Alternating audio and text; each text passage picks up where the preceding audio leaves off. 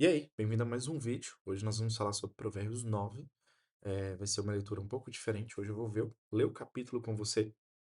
Hoje a gente fecha meio que uma grande parte aqui do livro de Provérbios, onde Salomão contrasta duas vozes, a da sabedoria e da insensatez. Esse é um capítulo sobre decisão e destino. Então, resumindo para você, o que você escolhe ouvir hoje determina onde você vai chegar amanhã, tá? E aí o nosso entendimento geral de Provérbios. Um resumo está ali no capítulo 1. A sabedoria construiu a sua casa e fez 7 colunas para sustentá-la. E aí a gente tem outros versículos importantes, né? O versículo 13, a insensatez ela é barulhenta, tola e não sabe de nada. Versículo 7, quem corrige uma pessoa orgulhosa só arranja insultos. E 10, o temor do Senhor é o começo da sabedoria. Mas nós vamos falar aqui hoje sobre esse ponto da sabedoria. Principalmente a nossa reflexão aqui está pautada no seguinte: quando diz ali que ela construiu a sua casa e fez 7 colunas, né? Seria uma boa. O que que ela simboliza aqui para gente? Uma boa estrutura, como base e paciência, tá? E aí na nossa vida a gente precisa aplicar isso. Mas vamos ler aqui e a gente vai discutindo cada versículo, tá? Versículo 1, então. A sabedoria construiu a sua casa sobre 7 colunas, mandou matar animais para uma festa, preparou vinho e pôs à mesa. Aí mandou as suas empregadas gritarem do lugar mais alto da cidade: Entrem, gente tola! E disse às pessoas sem juízo: Venham, comam a minha comida e bebam o vinho que eu preparei. Então, a gente vê aqui: deixem a companhia dos tolos e vivam, sigam o caminho do conhecimento. É o que traz aqui na primeira parte. E aí, versículo 7.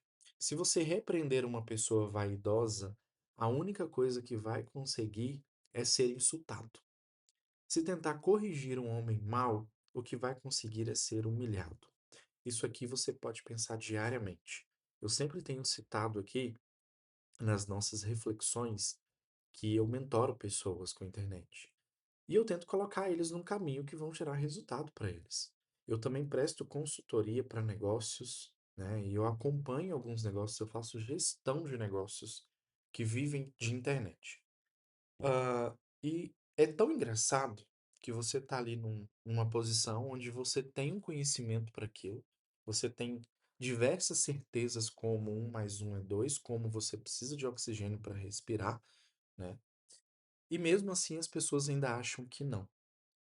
E o que é mais engraçado é que você está gerindo um projeto e que você precisa, muitas das vezes, deixar para lá. Você precisa falar certas coisas, mas quando você percebe que a pessoa está sendo tola, ela não quer ouvir a voz de um especialista que ela mesma contratou para aquilo, a gente percebe que realmente isso aqui que Provérbios traz é muito real. Se você repreender uma pessoa vaidosa, a única coisa que vai conseguir é ser insultado. E de fato é, tá? Aí entra numa briga de poder, entra numa briga porque eu sou dono da empresa, porque é isso e aquilo, o que vai levar à ruína quando você tem uma certeza daquilo. O versículo 8: Nunca responda uma pessoa vaidosa, ela o odiará por isso. Mas se você corrigir uma pessoa sábia, ela o respeitará. Qualquer coisa que você ensina uma pessoa sábia, torna-a mais sábia ainda.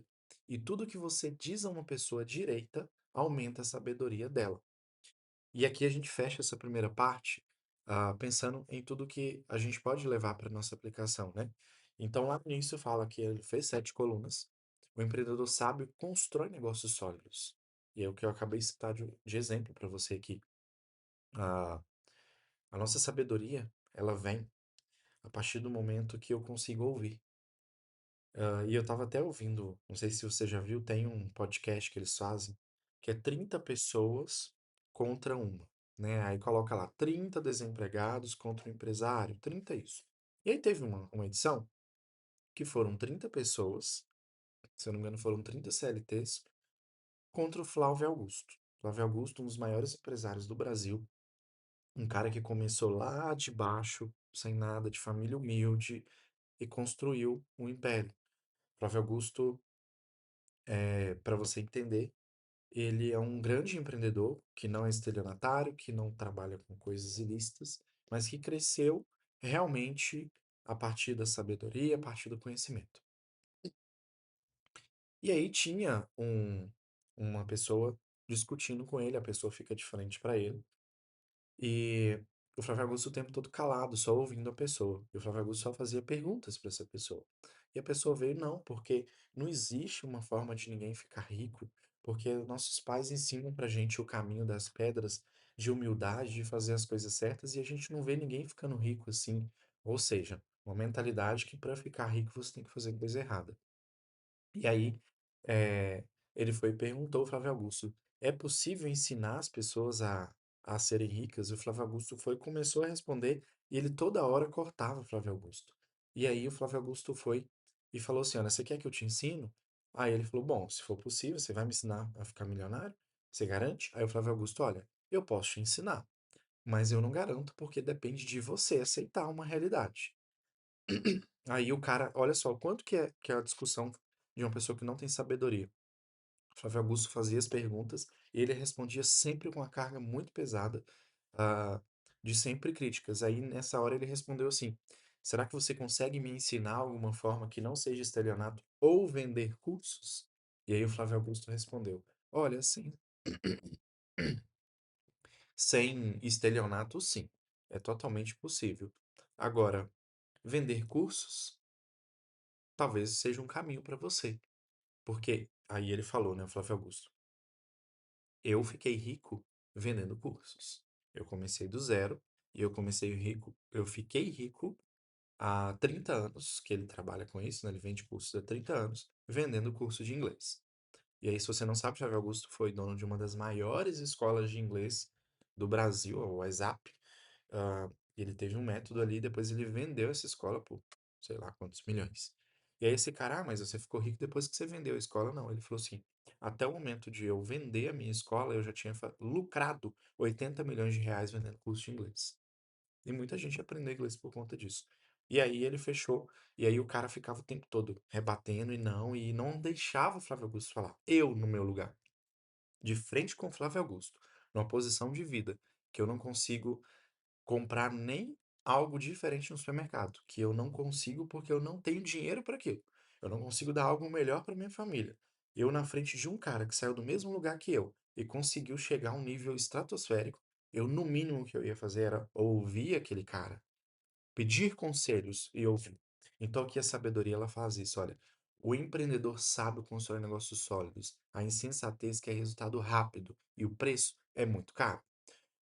Quem corrige o orgulhoso só arranja insultos. Corrigir é um ato de coragem e humildade. Gente, me perdoe, minha voz não tá legal hoje. Eu tô com um pigarro aqui, essa mudança de tempo deixa a gente a voz não muito legal. No mercado, quem não aceita feedback se sabota. A sabedoria se manifesta quando você aprende com críticas e dados, não com elogios. E aí, é o que fala aqui nessa primeira parte que a gente leu. Toda sabedoria começa no temor, tá? A gente vai ler essa parte aqui e a gente lendo tudo, ele fala aqui, olha, né? A insensatez, a gente vai ler aqui agora. Para ser sábio, é preciso temer a Deus, o Senhor. Se você conhece o Deus Santo, então você tem compreensão das coisas. Eu já falei isso lá no primeiro dia. Para ter sabedoria, você tem que ter intimidade com Deus. Sabedoria verdadeira, não sabedoria de humanos, tá? É uma sabedoria que ela vem sim a partir da sua intimidade na caminhada com Deus. E para isso tem que fazer o que a gente está fazendo. Ler a Bíblia e ouvir o que a Bíblia tem a dizer para a gente. Não simplesmente questionar isso aqui, tá? 11. A sabedoria fará com que você viva uma vida mais longa. Se você for sábio, o lucro será seu. Se zombar de tudo, você mesmo sofrerá as consequências. A falta de juízo é como uma mulher espalhafatosa, tola e sem vergonha. Ela senta-se à porta da sua casa ou num banco no lugar mais alto da cidade e grita aos que passarem preocupados com seus negócios. Entrem, gente tola, e diz às pessoas que não têm juízo. A água roubada é mais gostosa. O pão furtado é mais saboroso. Mas os convidados dela não sabem que aqueles que vão à sua casa morrem e que os que entram já estão nas profundezas do mundo dos mortos. E aí, trazendo para a nossa vida. né? 9:13, vamos pegar aqui. A falta de juízo é como uma mulher espalhafatosa, tola e sem vergonha. E aí tem uma versão aqui que fala, né? A insensatez é barulhenta e não sabe nada. Não tá aqui. Acho que eu li o versículo errado. Sim, é basicamente isso mesmo. E aí a gente tem que pensar, nem toda voz alta é sábia, né? Essa mulher que grita, né? Ela lê, a gente lê aqui, ó. Ela senta-se à porta da sua casa ou no banco do lugar mais alto da cidade e grita aos que passam preocupados com negócios. Então aqui é essa mulher. A sabedoria fala baixo, mas transforma quando é ouvida. Cuidado com conselhos impossíveis, opiniões instantâneas e comparações. O erro se disfarça de prazer. A água roubada é doce. A- né, ele fala aqui pra gente, olha, versículo 17. A água roubada é mais gostosa, o pão furtado é mais saboroso. Então, geralmente, a voz que não é da sabedoria, ela é uma voz que no início traz como tudo muito bem feito, muito legal. E só que depois vem as consequências. Foi o que a gente conversou ontem em Provérbios 8. Como que você vai aplicar isso na sua vida? Dê mais ouvidos à voz da consciência e menos à da comparação. Não troque o certo pelo fácil. Peça a Deus sensibilidade para reconhecer quando a insensatez estiver te seduzindo com algo aparentemente bom. Esse aqui, eu acho que marca tudo para a gente resumir como é Provérbios 9 para nossas vidas. Não troque o certo pelo fácil, ok? Porque lá no início ele fala assim: olha, a sabedoria construiu a sua casa e fez 7 colunas para sustentá-la. Eu falo isso muito com a minha esposa. Olha, no lugar de você fazer da forma mais fácil, faça da forma que vai te solidificar mais. Por exemplo, se você vai arrumar uma coisa na sua casa, você está arrumando uma porta, estou olhando para uma porta aqui agora, e essa porta está precisando de dar um aperto ali. E aí ela está com alguns parafusos ali. Só que esses parafusos já estão frouxos. Eu posso simplesmente pegar uma chave, apertar esses parafusos e esses parafusos vão entrar ali, só que a madeira já tá velha, então já abriu ali e não vai dar muito certo. E aí, o que que eu posso fazer? Eu posso simplesmente apertar e daqui a algumas semanas eu ter que apertar novamente. Ou eu posso fazer o seguinte, olha, eu não vou trocar a porta agora, mas eu vou pegar um parafuso, eu vou ali na casa de parafuso, vou comprar um parafuso um pouco mais grosso. Por quê? Ele vai fixar melhor na madeira. E aí eu vou ter esse trabalho de ir lá comprar, ter que colocar um parafuso mais grosso, pegar talvez uma parafusadeira, porque ele vai estar mais duro para entrar. Mas eu vou ficar ali talvez meses, até mais de ano, com aquela porta agora sem precisar fazer uma manutenção. Viu que você tem duas opções sempre na vida, o rápido e o fácil?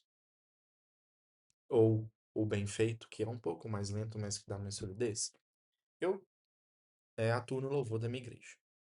E se você também atua, você vai se identificar comigo. A gente ensaia. A gente vai para ensaiar no sábado, lá na nossa igreja de 14 às 17, 18 horas, depende, né, da quantidade de músicas. E sempre todo mundo passa um problema. Grande parte, 80, 90% das pessoas chegam ali sem se preparar para a música. E aí eu fico pensando comigo. E aí, normalmente, alguma dessas pessoas ficam ali no ensaio. Nossa, porque tá agarrando, vão, acelera, acelera, não sei o que lá o que, só querendo mais rápido. Nem ouviram a música em casa, nem se prepararam, e estão querendo só o mais rápido. E aí, uma vez, quando eu era líder lá, eu falei com o pessoal, gente, você já tá aqui. Você já chegou aqui, o ensaio tá marcado para terminar 17 ou 18 horas. Você já sabe disso. Por que que você está distraído com outras coisas, sendo que o tempo que você vai ficar aqui vai ser o mesmo? Então, por que que o tempo que você não está aqui, você não se dedica, você não faz o melhor para amanhã, no domingo, quando você for tocar, você saber o que fazer? E normalmente o que que acontece? Essas pessoas chegam no domingo e ficam olhando para o outro, porque não sabem o que fazer. Só estavam no ensaio ali para passar alguma coisa e falar que foram no ensaio. Então, quando você tirar tempo para resolver as coisas na sua vida, geralmente, o tempo que você gasta para fazer da melhor forma é o mesmo que você gasta para fazer da forma mais rápida. Eu não estou falando que você tem que, por exemplo, eu tenho gente que eu mentoro que só estuda, estuda, estuda e não coloca nada em prática. Ele está esperando um milagre acontecer para aquilo entrar em ação e não vai. Ele precisa colocar em ação. né? Ele precisa trabalhar. A gente viu aqui, ó, vai ter com a formiga, o preguiçoso. Mas a nossa vida é assim. Então, se eu já estou fazendo algo, por que não fazer da melhor forma? Por que não fazer no meu limite até do que eu consigo fazer? Porque aí vai ser top. E aí eu vou ter resultados sólidos ali na frente. E isso é muito aplicável à nossa vida, é o que a gente aprende aqui em Provérbios 9. A sabedoria ela está disponível, só que ela vai falar coisas baixas no seu consciente que você não vai gostar de ouvir. Porém, ela vai trazer resultado.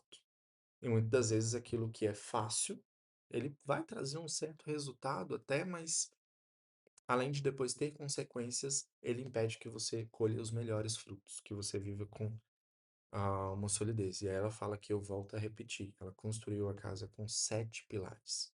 E aí, pensando no negócio, na sua vida pessoal, no seu casamento, em tudo, como que você está construindo o seu casamento, por exemplo?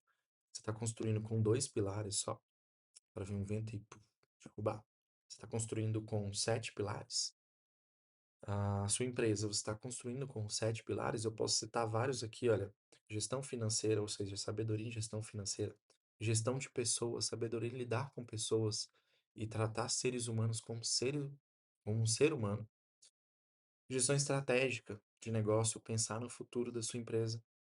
Gestão de produto, pensar como o seu produto pode ser melhor cada vez mais para a vida das pessoas que você vende, comercializa alguma coisa.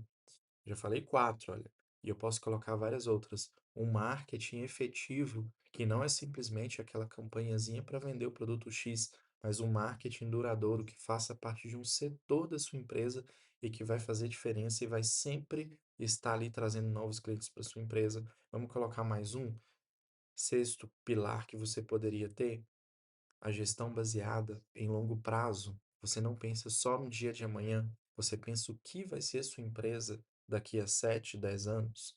E vamos colocar o sétimo, só para a gente completar um exemplo aqui. Você que tem empresa e que, como eu falei, cuida de pessoas, como que está a sua especialização? Você tem procurado treinamentos, você tem procurado capacitação para aquilo que você tem dificuldade? Tem procurado contratar pessoas que vão saber aquilo que você não sabe, talvez não quer colocar a mão na massa, mas você confia nessas pessoas que vão fazer? Então, tudo isso é para sua empresa crescer. Olha, eu coloquei 7 pilares, mas teriam vários outros que a gente pode colocar aqui. E aí na nossa vida profissional é assim também. Você que trabalha CLT, ninguém tem que ter preconceito contra CLT, mas normalmente o CLT, ele vai ali só para cumprir hora. Ele faz aquilo que o patrão pediu e tá tudo certo e vai ficar ali o resto da vida, só que depois vai ver outras pessoas conquistando aquilo que ele gostaria de conquistar e vai falar assim: "Ah, a vida é assim, né? Eu tô aqui, minha vida é isso mesmo. Será que é mesmo?" Muita gente fala assim: "Não." Muita gente tem a capacidade de falar: "Eu prefiro ser pobre porque do que estudar mais e correr atrás e ter dor de cabeça." Muita gente confunde, quando a Bíblia fala para você não ter amor ao dinheiro e não gosta de ter dinheiro, mas todo dia reclama que não consegue comprar aquilo que quer. Todo dia reclama, todo dia critica o cara que está na rua, que comprou um carro novo e fala que ele está roubando. Então você que trabalha CLT, você tem estudado aquela função que você faz? Mesmo que você trabalhe em funções simples, administrativas, por exemplo, que não exigem nem informação nem conhecimento, o que que você tem feito para poder otimizar isso? Eu quando trabalhei, comecei a trabalhar numa empresa, eu fiquei pouco tempo lá nessa empresa e minha função era administrativa. E eu simplesmente recebia notas ali e lançava as notas no sistema. Só que tinha várias coisas ruins no sistema. E eu estava com uma ideia ali, eu tinha até conversado com o supervisor, de que, como eu estudava sistema de informação naquela época, de desenvolver um sisteminha ali dentro mesmo que iria interpretar melhor as notas para poder facilitar o lançamento. Assim, eu ia ganhar mais tempo, ia lançar mais notas do serviço e agilizar, eu poderia fazer outras coisas. Não iniciamos porque eu saí muito rápido ali por outros motivos, mas eu não ia ganhar nada mais além daquilo ali. Porém, eu ia ganhar relacionamento, eu ia ganhar diversas coisas. E aí, o que que acontece? Você precisa, independente do que você faz, se você trabalha atendendo pessoas, vai fazer um treinamento como atender melhor as pessoas. Eu chego nas lojas hoje aqui da região, aqui na cidade, ou em algum departamento público, como as pessoas nos atendem mal. Eu entrei uma vez numa concessionária, eu e meu irmão. Eu estava querendo comprar um carro, estava preparado já para comprar o carro e estava ali já com tudo pronto já para o carro. E eu fui numa concessionária aqui da cidade, olhei um carro, eu e meu irmão, eu estava de bermuda, estava normal, tinha saído com ele. Falei, ah, vamos parar ali, vou olhar um carro ali. E eu estava com condições de comprar até o carro zero ali naquela concessionária. E eu parei para olhar um carro usado que tinha ali, do modelo específico que eu estava procurando. Ninguém me atendeu. Eu fiquei ali um tempo, ninguém foi me atender. Então, será que aqueles vendedores estão sendo capacitados, estão estudando? Comprei um carro agora, deve ter 2 ou 3 meses, um carro zero. Fui na concessionária um dia, uma pessoa me atendeu. Eu falei assim, ah, eu queria saber como que as condições e que eu vi na propaganda de vocês, gostei muito do carro. Minha ideia é ter o carro tal, mas eu tô pensando no outro, que era um carro bem mais caro. E eu queria conhecer. Aí o cara, ah, você já conhece o carro? Eu falei assim, ah, eu falei com ele, eu conheço de internet, vídeos que eu vi e tal. Ele falou assim, ah, se você quiser entrar aí. Aí eu falei, opa, esse cara aqui não sabe vender. Porque eu trabalho com vendas, então eu sei. Se você quiser entrar aí pra ver o carro. Eu falei assim, tá, vamos entrar, vou ver o carro. Aí eu mesmo tive que abrir o carro. Ele não me explicou nada sobre o carro. Vou desligar uma luz que tá aqui, que ela tá acabando a bateria. Ele não me explicou nada sobre o carro. Ele não me falou nada, nada, nada. Ele só sentou na mesa comigo e falou assim: as condições é essa aqui, qual que é o seu número? Pegou o meu telefone, nem me mostrou o carro mais caro que eu queria, que era praticamente o dobro do preço do que ele tinha me mostrado. Que eu tinha falado com ele, eu dei um sinal, eu tô pensando. Não me ofereceu um test drive, pegou meu telefone, nunca me mandou mensagem. E aí, alguns meses depois, agora no mês de, mais precisamente há 2 meses e meio atrás, eu fui nessa concessionária com a minha esposa, falei, vamos lá fazer um test drive? Vou procurar outro vendedor, porque só tem essa concessionária aqui na região, eu queria esse modelo. Senão eu teria ido em outra cidade, só que não tem perto. E aí um outro vendedor me atendeu, eu nem procurei aquele também nem veio me atender, não deve ter nem lembrado de mim. E aí eu falei assim, olha, eu tô em dúvida em tal modelo, eh, eu queria conhecer. Aí ele foi mostrou muito bem os carros pra gente, falou, se esse aqui tem isso, custa tanto. Agora esse que você sonha custa tanto, ele tá nessa condição. E aí eu fui sentei na mesa. Aí ele foi e falou assim, olha, vamos fazer um test drive. Vamos começar pelo mais caro, para você conhecer o carro. Olha só a técnica do cara. O cara até novo, mais novo que eu. Deve ter ali seus 23, 25 anos no máximo. Ele foi, ou seja, ele está estudando para fazer um bom atendimento. Ele está ouvindo a voz da sabedoria, tendo conhecimento. E ele me levou para fazer test drive naquele carro. Eu andei no carro, eu sou apaixonado por carro. É um hobby, não é meio de transporte simplesmente, é algo que eu tenho como meta de vida viver com carros legais, porque é algo que me abre os olhos, igual tem gente que gosta de futebol, igual tem gente que gosta de ter uma sala de cinema incrível, igual tem gente que gosta de pescar, tem gente que paga rios de dinheiro numa bicicleta de 100 mil reais. Pra mim é carro.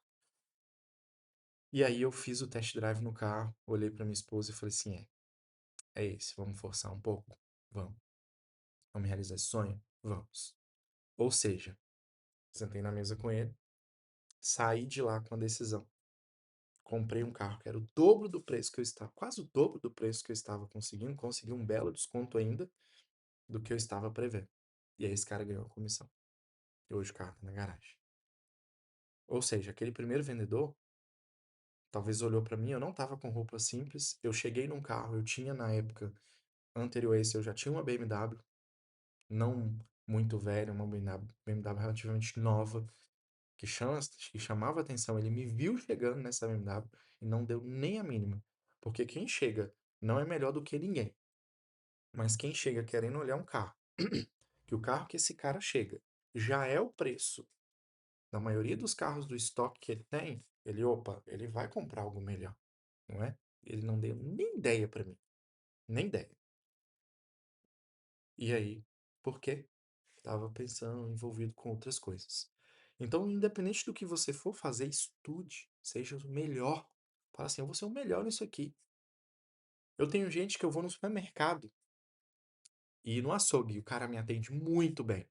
Você dá vontade de voltar lá. cara pergunta o corte que você quer, tá bom, corta essa picanha pra mim, tá bom, 2 dedos aqui, e ele fala e tal. Tem outros que não quer nem cortar pra você. Então estuda independente da sua profissão. Se você é uma pessoa que tem muito isso, uma pessoa que fica numa empresa, na recepção, sentado numa cadeira somente para instruir, quando a pessoa pergunta: "Eu quero fazer um exame, qual porta que é? Eu quero para uma consulta, onde que é?", e a pessoa não te dá um bom dia, a pessoa não te atende bem, não te indica direito onde que é, estuda para isso, gente. "Olha, eu preciso atender melhor. Olha, bom dia, como que eu posso ajudar você?". Você quer fazer um exame? Ah, tá, o seu é exame. Então você vai fazer o seguinte, olha, tá vendo aquela portinha amarela ali? Você vai pegar ela, vai entrar à direita e ali dentro vai ter uma menina te aguardando. Ah, não, o seu é uma consulta, então é só você retirar a senha aqui. Você vai no guichê aqui para poder confirmar que você está aqui, preencher os dados e aguardar ser chamado. E qualquer dúvida você pode me procurar. Tá vendo como que é diferente? Você chega num lugar, tem gente que tá assim. Eu pergunto pra pessoa, onde é que eu vou para poder consultar? Aí a pessoa fala assim, só aponta. Ali. Entendem? Então, realmente a sabedoria ela transforma as nossas vidas, mas desde que você queira buscar o conhecimento com solidez, buscar os 7 pilares, construir as coisas com mais solidez, sua vida vai ser muito melhor. Te vejo amanhã, então, em Provérbios 10, onde a gente vai começar aí com outra jornada, e eu espero que você esteja gostando. Me perdoe, mas a ideia aqui é ser vídeos sem cortes, diretos ao ponto, vídeos não ensaiados, mas vídeos onde eu estou refletindo junto com você, como se fosse ao vivo, eu e você aqui, olha, abrimos, lemos e estamos discutindo sobre isso. E aí acontece essas intercorrências de não ter aí, né, a gente tem uma tosse, uma coisa assim que não vai ter como ser cortado. Um abraço, até amanhã.